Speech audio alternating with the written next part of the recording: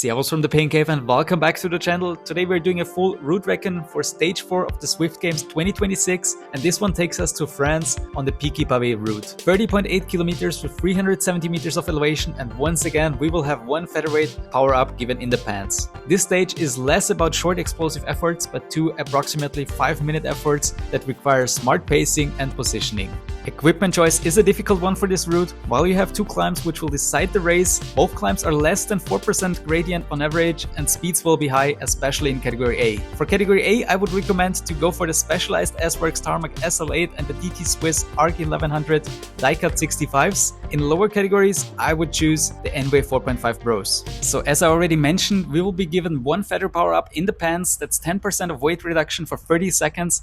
Use it either at the first climb if you're struggling to stay with the front group and feel like you might be able to hold on to the group with the help of the power up, or else use it on the final climb. As always, the later the better, especially if you want to win the race.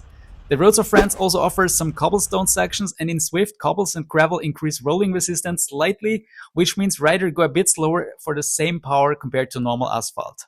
Drafting still works exactly the same and your trainer doesn't change resistance. Heavier riders in theory lose a bit more speed on these surfaces, but at race speeds aerodynamic track dominates, so the impact is relatively small. That first cobblestone segment is always inviting for some attacks. I wouldn't recommend to attack so early because there is still a long way to go, including 2 draftable climbs, and normally you won't stand a chance against a big group. So try to sit back, follow in the draft, and keep your legs fresh until the climb, but don't also be too far behind in the group unless you're super strong and might be able to bridge a group with a slingshot move if splits happen from attacks at the front. After around 6 kilometers, we are reaching the French Esses, a 3 kilometer long and twisty section with 3 consecutive short hills. Nothing to be afraid of, but make sure to be focused, enter this segment in a good position, and if you want to attack off the front, use the steering and cut the corners. This will save you many meters throughout this twisty section. However, don't steer in the group because draft is always more important. And once you have survived this segment, then you can get ready for the first real test of the day, which will be the Petit KOM, but we are still here in that twisty section. We're here on that final hill of this 3 consecutive hill segment, the French Esses. My pace time is here at 4 minutes with an average of 4.2 watts per kilo. I expect this to be faster in the Zwift Games 2026 edition. So we are entering the Petit KOM Reverse segment, as I would like to call it. It's 3.1 kilometers at 3.4% average gradient. And it's a bit longer than the second one, and I kind of feel like it's steeper, it's harder, and I like to separate it in a few parts. Like you have that first start of the segment, which is a bit steeper, then you have that flat section, and once you reach that that blue segment, that part of the climb, you know that from this point on it's just 1.3 kilometers to the top left. So try to remember that, you know you're almost there, then you see that short yellow section coming up, and from that moment on you already see the blue at the top, so it's just 800 meters to the top, and this normally gives me the ability to just go deep because I know like it's 800 meters, that's something you can suffer through, and this is something you can just feel the pain and survive. So my best time is just 2 seconds short of 6 minutes at an average of 5.2 watts per kilo.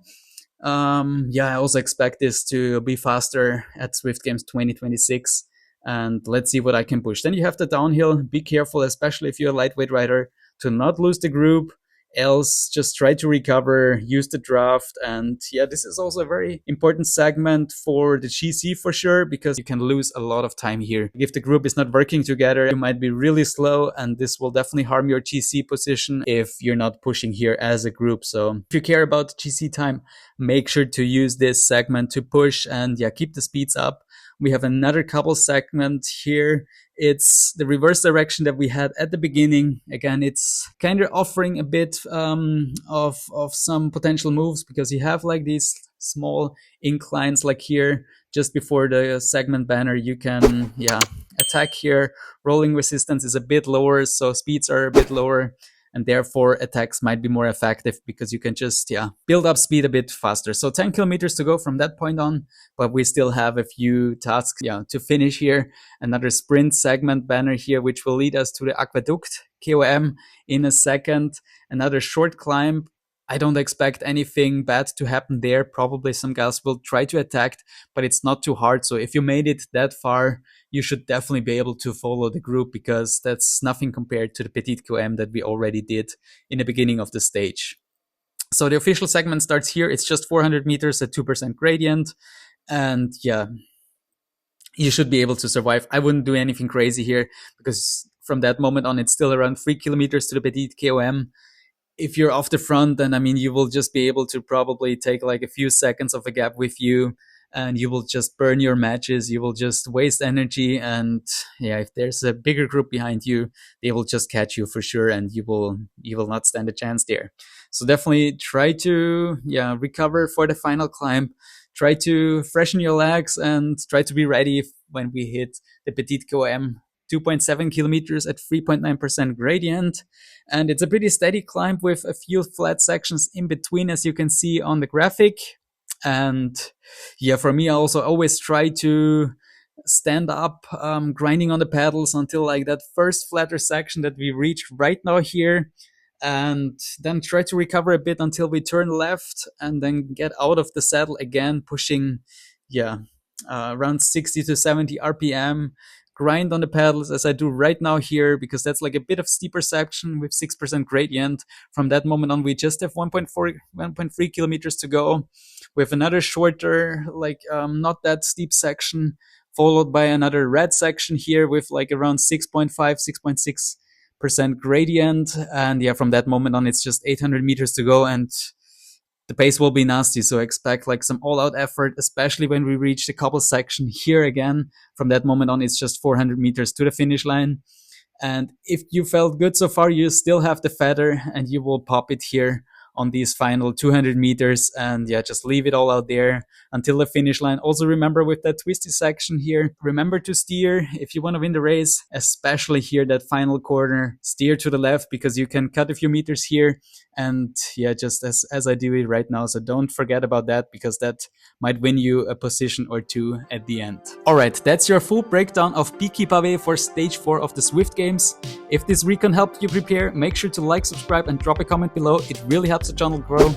Good luck for stage 4, and tell me in the comments what's your tactic for this stage. See you on the start line. Cheers and ride on.